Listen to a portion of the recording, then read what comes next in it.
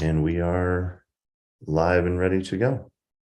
And good morning to everybody in our viewing audience. We all hope that you're well and warm on this cold day in December. We appreciate you joining us for this. Live and ready to go. And good morning to everybody. I hear there's a little bit of a lag. I don't know what that is. I just had to turn off the Okay. second web browser. Sorry. Great.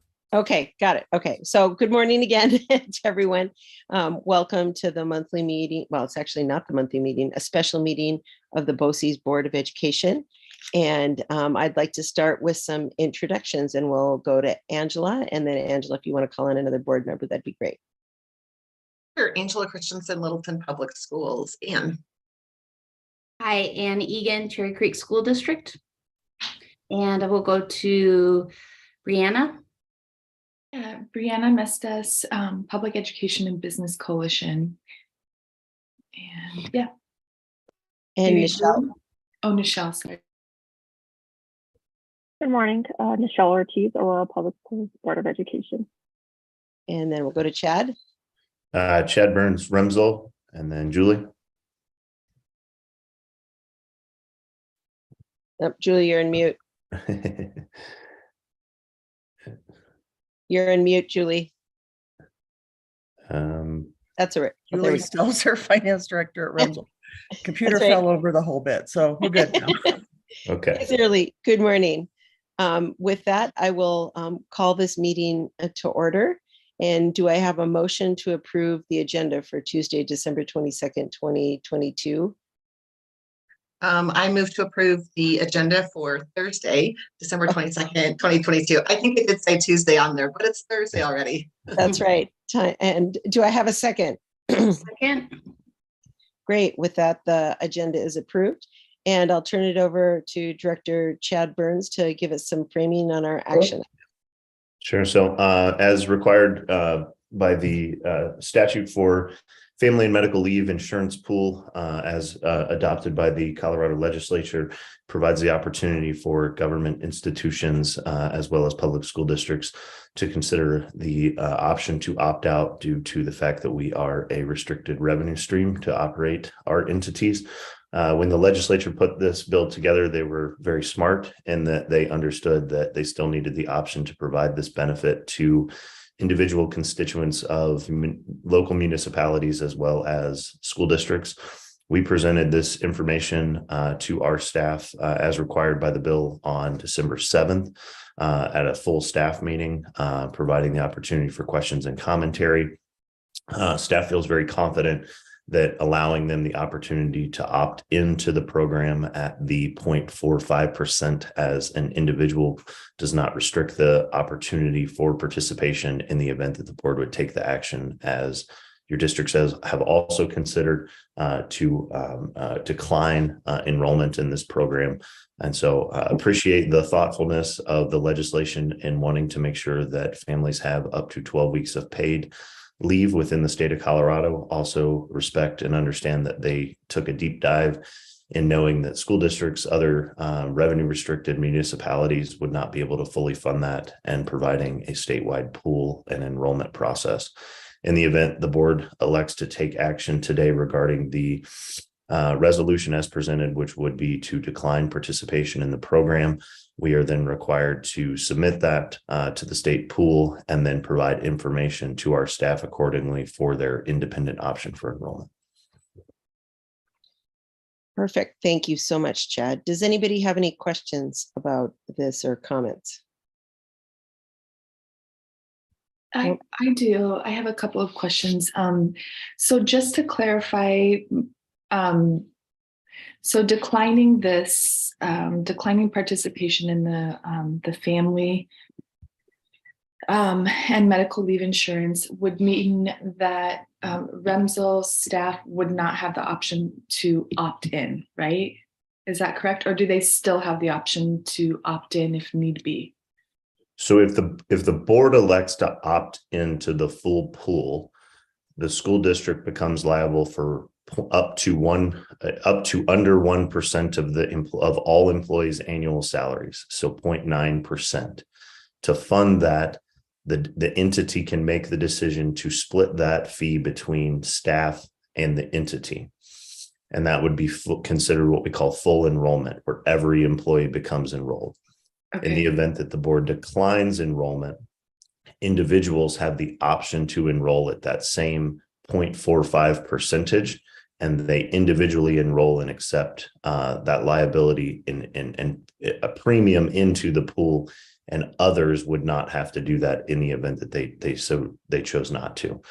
So the nice thing about this is to fund this at Remsel, as we presented it to our staff on the 7th, we would have to split the cost to fund this without going into reserves or tapping into some type of future salary deficit.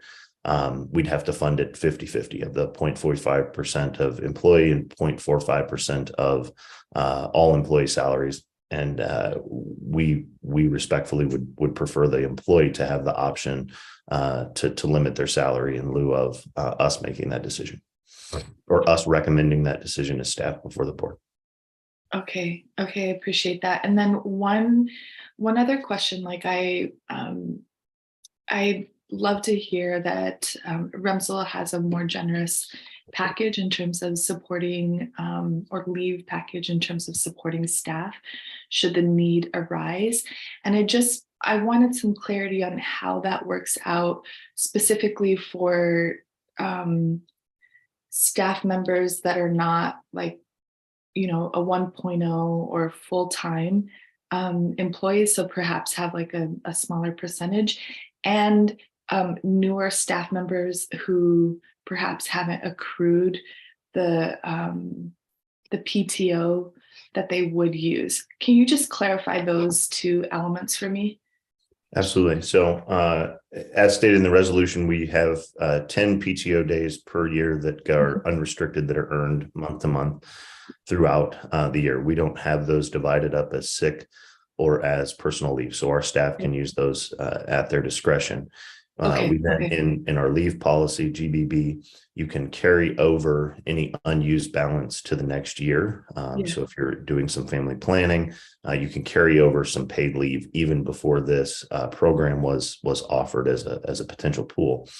And then finally, all of our staff are protected by our staff leave policy, that they, no matter if they are part-time or full-time, they're protected under the Family Medical Leave Act. So they're protected under FAMLI, which we adopted as an entity by choice, because any school, any corporation, school district, anything with under 50 employees does not have to participate in that.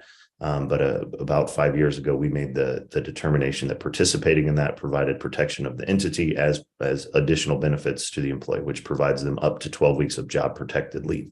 Now, after their PTO is used, that is unpaid leave.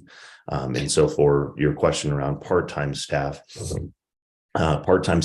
you're a 0.6, such as our math interventionist, that individual can earn up to 6 days annually of leave, and then is ultimately protected by the Family and Medical Leave Act that we've adopted. And should they choose, they could also opt into the family program. Is that correct? Yeah, and the question that remains outstanding that Coulter is seeking, which I think the program is ultimately determining of how they're going to disperse. The insurance pool will disperse out between 37 to 90% of their total salary. And so I think the pool is getting established over the next year. And then they'll start determining how they're going to award that 37 to 90% funding is what is stated in the legal memo we have from Coulter. Okay, and then my final question is this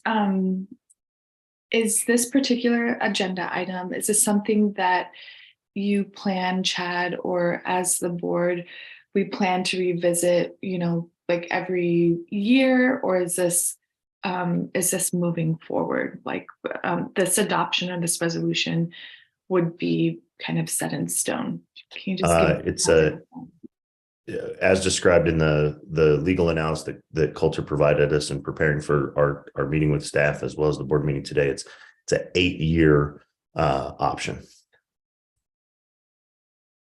And then staff have the option annually to participate, much so like other beneficiary enrollments. So say, for example, a staff member didn't participate, the next 3 years, and then the most used, I think this is going to be, is for paternal care of families.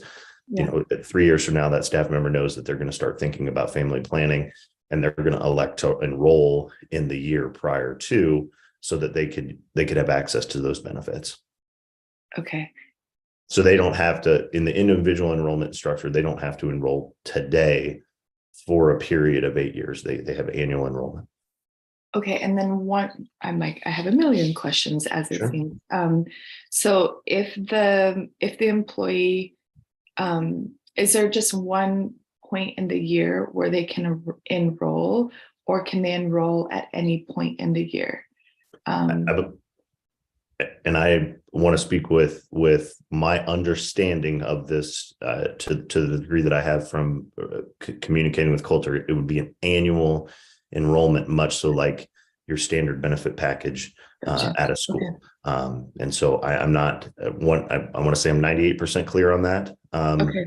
But I think they're going to develop the aspects of this program, because if an employee elects to enroll today, that does not, or when the program begins, it has a 1-year holding period of collecting into the pool before it starts. So employees electing to participate in this statewide are not eligible for it until January 2024.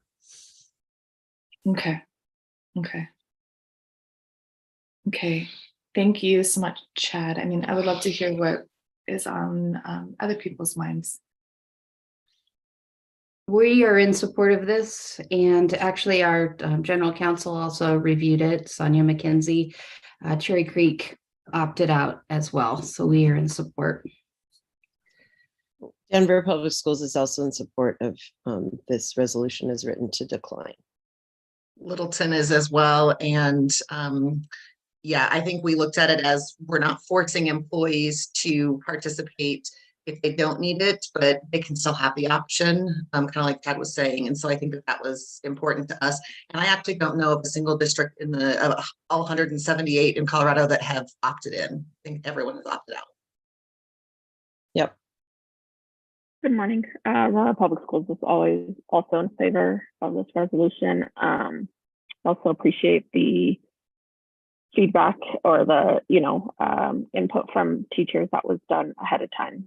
Yep, I echo that. I agree. Thank you so much, Chad, and to Coulter, who's not on the call, for presenting it to staff so detailed so that, excuse me, they could fully understand what they were accepting or declining. So are there any other comments or questions? All right, I'll accept a motion to approve the resolution to decline in Family Medical Leave Act. Insurance, family. Motion to decline participation in the Family Medical Leave Insurance Act. Do I have a second?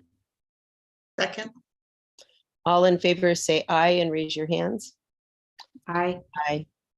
Aye. Great. Unanimous. Motion passes. Thank you, everyone. I hope that everybody has a wonderful break and that you enjoy whatever holidays you celebrate at this time of year. And to those who are working to keep our buildings safe and warm, we thank you for your service, especially on days like today. So with that, thank you, everybody, for your service. Take care. Bye. Aye.